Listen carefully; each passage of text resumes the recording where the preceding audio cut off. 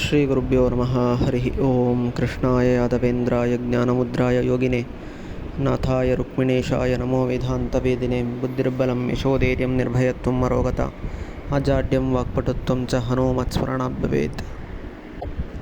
ಸನತ್ಕುಮಾರರು ರುದ್ರದೇವರನ್ನು ಕುರಿತು ಕೇಳುತ್ತಾರೆ, ಸ್ವಾಮಿ, ಈ ಶ್ರಾವಣ ಮಾಸದಲ್ಲಿ ಮಾಡುವಂತಹ ಈ ರಕ್ಷಾಬಂಧನದ ವಿಧಾನವನ್ನು ನನಗೆ ತಿಳಿಸಿಕೊಡಬೇಕು ಅಂತ ಕೇಳಿದಾಗ ರುದ್ರದೇವರು ಹೇಳ್ತಾರೆ, ಸರ್ವರೋಗೋಪಶಮನಂ ಸರ್ವ ಅಶುಭ ವಿನಾಶನಂ ಶೃಣುತ್ವಂ ಮುನಿಶಾರ್ದೂಲ ಇತಿಹಾಸಂ ಪುರಾತನಂ. ಈ ರಕ್ಷಾಬಂಧನಕ್ಕೆ ಸಂಬಂಧಪಟ್ಟ ಒಂದು ಇತಿಹಾಸವನ್ನು ನನಗೆ ತಿಳಿಸಿಕೊಡ್ತೇನೆ. ಈ ಇತಿಹಾಸವನ್ನು ಯಾರು ಕೇಳುತ್ತಾರೋ ಅವರ ಸಕಲ ರೋಗಗಳು ನಿವೃತ್ತಿಯಾಗುತ್ತೆ ಮತ್ತು ಅವರ ಎಲ್ಲ ಅಶುಭಗಳು ಕೂಡ ವಿನಾಶವಾಗುತ್ತದೆ, ಎಲ್ಲ ಶುಭ ಕಾರ್ಯಗಳು ಕೂಡ ಅವರಿಗೆ ಉಂಟಾಗುತ್ತದೆ ಅಂತ ರುದ್ರದೇವರು ಅವರನ್ನು ಕುರಿತು ಹೇಳ್ತಾ ಆ ಕಥೆಯನ್ನು ಹೇಳ್ತಾರೆ. ಹಿಂದಕ್ಕೆ ಇಂದ್ರದೇವರು ಯುದ್ಧವನ್ನು ಮಾಡ್ತಾ ಇರ್ತಾರೆ ಅಸುರರ ಜೊತೆಗೆ. ಇಂದ್ರಾಣ್ಯ ಯತ್ಕೃತಂ ಪೂರ್ವಂ ಇಂದ್ರಸ್ಯ ಜಯಸಿದ್ಧಯೇ ದೇವಾಸುರಮಭೂದ್ಯುದ್ಧಂ ಪುರಾ 12 ವಾರ್ಷಿಕಂ. 12 ವರ್ಷಗಳವರೆಗೆ ಇಂದ್ರದೇವರು ಅಸುರರ ಜೊತೆಗೆ ಯುದ್ಧವನ್ನು ಮಾಡ್ತಾ ಇರ್ತಾರೆ. ಒಮ್ಮೆ ಶಕ್ರಂ ದೃಷ್ಟ್ವಾ ತದಾ ಶಾಂತಂ ದೇವಿ ಪ್ರಾಹ ಸುರೇಶ್ವರೇ. 12 ವರ್ಷ ಯುದ್ಧವಾಗ್ತಾ ಇರಬೇಕಾದರೆ ಮೇಲಿಂದ ಇಂದ್ರಾಣಿ ನೋಡ್ತಾಳೆ, ಶಚಿದೇವಿ, ಯಾಕೋ ಇಂದ್ರದೇವರಿಗೆ ತುಂಬ ಆಗ್ತಾ ಇಲ್ಲ, ಬಹಳ ಸುಸ್ತಾಗಿದ್ದಾರೆ ಅಂತ ಯೋಚನೆಯನ್ನು ಮಾಡಿ ಇಂದ್ರದೇವರನ್ನು ಕುರಿತು ಹೇಳ್ತಾಳೆ, ಅದ್ಯಭೂತ ದಿನಂ ದೇವ ಪ್ರಾತಃ ಸರ್ವಂ ಭವಿಷ್ಯತಿ ಅಹಂ ರಕ್ಷಾಂ ವಿಧಾಸ್ಯಾಮಿ ತೇನ ಅಜೇಯೋ ಭವಿಷ್ಯಸಿ. ಇವತ್ತಿನ ದಿನ ಸರಿಯಿಲ್ಲ, ನಾಳೆ ಬೆಳಿಗ್ಗೆ ನಾನು ನಿನಗೆ ರಕ್ಷಾಬಂಧನವನ್ನು ಮಾಡ್ತೇನೆ, ನಂತರ ನಿನಗೆ ಖಂಡಿತವಾಗಿಯೂ ಕೂಡ ಸ್ವಾಮಿ ವಿಜಯ ಸಿಕ್ಕೇ ಸಿಗತ್ತೆ ಅಂತ ಹೇಳಿ ಇತ್ಯುಕ್ತ್ವಾ ಪೌರ್ಣಮಾಸ್ಯಾಂಸ ಪೌಲೋಮಿ ಕೃತಮಂಗಳ. ಬೆಳಿಗ್ಗೆ ಎದ್ದು ತಲೆಗೆ ಎಣ್ಣೆಯನ್ನು ಹಚ್ಚಿಕೊಂಡು ಸ್ನಾನಾದಿಗಳನ್ನು ಮಾಡಿ ಬಬಂಧ ದಕ್ಷಿಣೇ ಪಾನೌ ರಕ್ಷಾಂ ಮೋದಪ್ರದಾಂ ತತಃ. ಆ ಇಂದ್ರದೇವರ ಬಲಗೈಗೆ ರಕ್ಷೆಯನ್ನು ಕಟ್ಟಿ ನಮಸ್ಕಾರವನ್ನು ಮಾಡಿ ಇಂದ್ರದೇವರ ಆಶೀರ್ವಾದವನ್ನು ಪಡಿತಾಳೆ. ನಂತರ ಇಂದ್ರದೇವರು ಯುದ್ಧಕ್ಕೆ ಹೋಗ್ತಾರೆ. ಬದ್ಧರಕ್ಷಸ್ತತೋ ಶಕ್ರಃ ಕೃತಸ್ತ್ವನ್ಯಯೋ ದ್ವಿಜೈಃ ದುದ್ರಾವ ದಾನವಾನೀಕಂ ಕ್ಷಣಾತ್ ಜಿಗ್ಯೇ ಪ್ರತಾಪವಾನ್. ಬ್ರಾಹ್ಮಣರನ್ನು ನಮಸ್ಕಾರ ಮಾಡಿ ರಕ್ಷಾಬಂಧನವನ್ನು ಮಾಡಿಕೊಂಡು ಇಂದ್ರದೇವರು ಯುದ್ಧಕ್ಕೆ ಹೋದರೆ ಒಂದು ಕ್ಷಣದಲ್ಲಿ ಎಲ್ಲ ದಾನವರನ್ನು ಕೂಡ ಸಂಹಾರ ಮಾಡಿ ಮತ್ತೆ ವಾಪಸ್ ಬಂದಿದ್ದಾರೆ. ಹಾಗಿರಬೇಕಾದರೆ ವಾಸವೋ ವಿಜಯೀ ಭೂತ್ವ ಪುನರೇವ ಜಗತ್ರಯೇ. 3 ಲೋಕಗಳಲ್ಲಿಯೂ ಕೂಡ ಮತ್ತೆ ಇಂದ್ರರು ತಮ್ಮ ಪದವಿಯನ್ನು ಹೊಂದಿದರು ಅಂತ ಇಂತಹ ಅದ್ಭುತವಾದಂತಹ ಇತಿಹಾಸವನ್ನು ರುದ್ರದೇವರು ಅವರಿಗೆ ಹೇಳ್ತಾರೆ ಸನತ್ಕುಮಾರರಿಗೆ. ಸನತ್ಕುಮಾರರು ಕೇಳ್ತಾರೆ, ಸ್ವಾಮಿ, ಹಾಗಾದರೆ ಆ ರಕ್ಷಾಬಂಧನದ ವಿಧಾನವನ್ನು ನನಗೆ ತಿಳಿಸಿಕೊಡಬೇಕು, ಯಾವತ್ತು ಮಾಡಬೇಕು, ಅದನ್ನು ಹೇಗೆ ಮಾಡಬೇಕು, ನನಗೆ ಸ್ವಲ್ಪ ಅದರ ಬಗ್ಗೆ ತಿಳಿಸಿಕೊಡಿ. ಸನತ್ಕುಮಾರ ಉವಾಚ, ಕ್ರಿಯತೆ ಕೇನ ವಿಧಿನ ರಕ್ಷಾಬಂಧ ಸುರೋತ್ತಮ ಕಸ್ಯಾಂ ತಿಥೌ ಕದಾ ದೇವ ಏತನ್ಮೇ ವಕ್ತುಮರ್ಹಸಿ. ಯಥಾ ಹಿ ಭಗವನ್ ವಿಚಿತ್ರಾಣಿ ಪ್ರಭಾಸಸೆ ತಥಾ ತಥಾ ನ ಮೇ ತೃಪ್ತಿಃ ಬಹ್ವರ್ಥಾ ಶೃಣ್ವತಃ ಕಥಾಃ. ಈ ವ್ರತವನ್ನು, ಈ ರಕ್ಷಾಬಂಧನವನ್ನು ಹೇಗೆ ಮಾಡಬೇಕು ಅದರ ವಿಧಾನವನ್ನು ಹೇಳಿ. ನೀನು ವಿಚಿತ್ರವಾದಂತಹ ಕಥೆಗಳನ್ನು ಹೇಳ್ತಾ ಹೋಗ್ತಾ ಇದ್ದಂತೆ ನನಗೆ ಇನ್ನೂ ಕುತೂಹಲವಾಗ್ತಾ ಇದೆ. ಈ ರಕ್ಷಾಬಂಧನದ ಬಗ್ಗೆ ಕೇಳಬೇಕು ಅಂತ ನನಗೆ ಕುತೂಹಲ ಉಂಟಾಗ್ತಾ ಇದೆ, ಅದರಿಂದ ಅದನ್ನು ವಿಸ್ತಾರವಾಗಿ ಹೇಳಬೇಕು ಅಂತ ಹೇಳಿದಾಗ ರುದ್ರದೇವರು ಹೇಳ್ತಾರೆ, ಈಶ್ವರ ಉವಾಚ, ಸಂಪ್ರಾಪ್ತೆ ಶ್ರಾವಣೇ ಮಾಸಿ ಪೌರ್ಣಮಾಸ್ಯಾಂ ದಿನೋದಯೇ ಸ್ನಾನಂ ಕುರ್ವೀತ ಮತಿಮಾನ್ ಶ್ರುತಿಸ್ಮೃತಿವಿಧಾನತಃ ಸಂಧ್ಯಾ ಜಪಾತಿ ಸಂಪಾದ್ಯ ಪಿತॄನ್ ದೇವಾನ್ ತ್ರಿಷಿಸ್ತತಃ ತರ್ಪಯಿತ್ವಾ ತತಃ ಕುರ್ಯಾತ್ ಸ್ವರ್ಣಪಾತ್ರ ವಿನಿರ್ಮಿತಾಂ.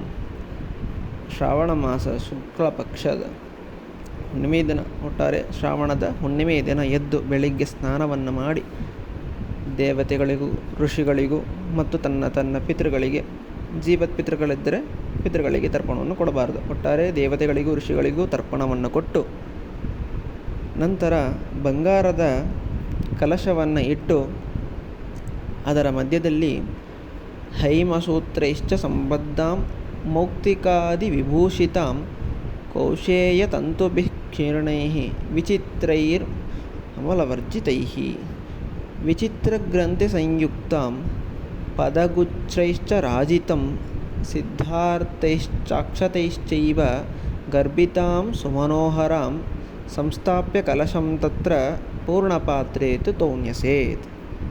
ಬಂಗಾರದ ತಂತಿಯಲ್ಲಿ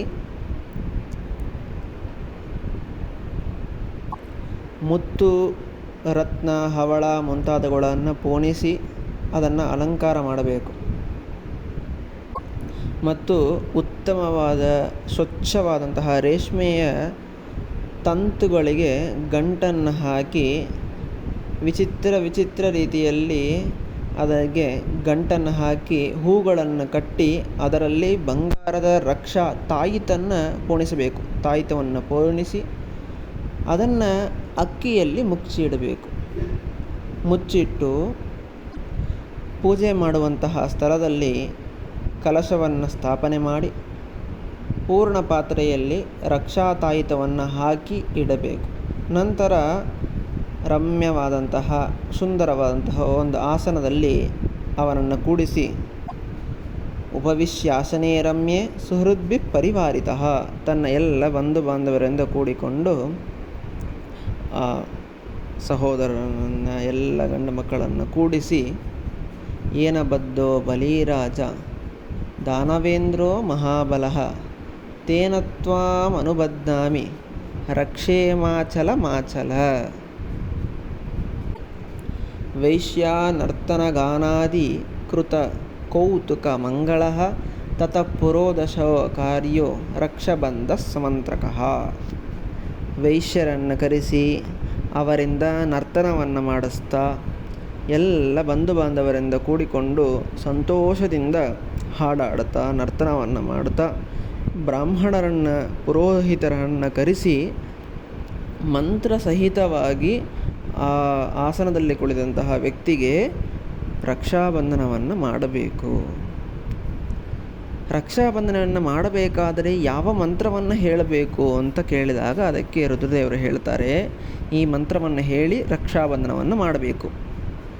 ಏನ ಬದ್ಧೋ ಬಲಿ ರಾಜ ದಾನವೇಂದ್ರೋ ಮಹಾಬಲಃ ತೇನ ತ್ವಾಂ ಅನುಬಧ್ನಾಮಿ ರಕ್ಷೇ ಮಾಚಲ ಮಾಚಲ ಅಂತ ಪ್ರಾರ್ಥನೆಯನ್ನು ಮಾಡ್ತಾ ಹಿಂದಕ್ಕೆ ಇಂದ್ರದೇವರು ಯಾವ ರಕ್ಷೆಯನ್ನು ಕಟ್ಟಿಸಿಕೊಂಡಿದ್ದರಿಂದ ತಾವು ವಿಜಯಶಾಲಿಗಳಾದರೋ ಅಂತಹ ರಕ್ಷೆಯನ್ನೇ ನಾನು ನಿನಗೆ ಕಟ್ತಾ ಇದ್ದೇನೆ ಅಂಥೇಳಿ ಮಂತ್ರಪೂರ್ವಕವಾಗಿ ರಕ್ಷೆಯನ್ನು ಕಟ್ಟಬೇಕು. ಹೀಗೆ ಯಾರು ಮಾಡ್ತಾರೋ ಅನೇನ ವಿಧಿನಾಯಸ್ತು ರಕ್ಷಾಬಂಧನಮಾಚರೇತ ಸಸರ್ವದೋಷ ಸಹಿತಃ ರಹಿತಃ ಸುಖೀ ಸಂವತ್ಸರಂ ಭವೇತ್. ಯಾವುದೇ ರೀತಿಯಾದಂತಹ ರೋಗಗಳಿಲ್ಲದೇನೆ ಇಡೀ ವರ್ಷದವರೆಗೆ ಸುಖವಾಗಿ ಇರ್ತಾನೆ ಅಂತೆ.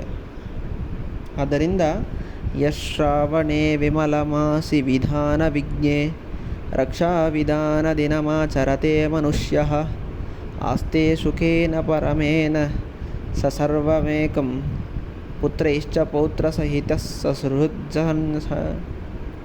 ಯಾರು ಶ್ರಾವಣ ಮಾಸದಲ್ಲಿ ಶುದ್ಧವಾದಂತಹ ಹುಣ್ಣಿಮೆಯ ದಿನ ರಕ್ಷಾಬಂಧನವನ್ನು ಮಾಡಿಸಿಕೊಳ್ತಾರೋ ಅವರು ಒಂದು ವರ್ಷದವರೆಗೂ ವರ್ಷಮೇಕಂ, ಒಂದು ವರ್ಷ ಪೂರ್ತಿಯಾಗಿ ಪುತ್ರ ಪೌತ್ರಾದಿಗಳಿಂದ ಕೂಡಿಕೊಂಡು ತನ್ನ ಬಂಧು ಬಾಂಧವರಿಂದ ಕೂಡಿಕೊಂಡು ಸುಖವಾಗಿ ಬಾಳ್ತಾನೆ ಅಂತ ರುದ್ರದೇವರು ಗಟ್ಟಿಯಾಗಿ ರಕ್ಷಾಬಂಧನದ ಫಲವನ್ನು ಹೇಳ್ತಾರೆ. ಯಾರು ಭದ್ರಾಯಾಂಚ ನ ಕರ್ತವ್ಯೋ ರಕ್ಷಾಬಂಧ ಶುಚಿವ್ರತೈ ಬದ್ಧಾ ರಕ್ಷಾತು ಭದ್ರಾಯಾಂ ವಿಪರೀತ ಫಲಪ್ರದ.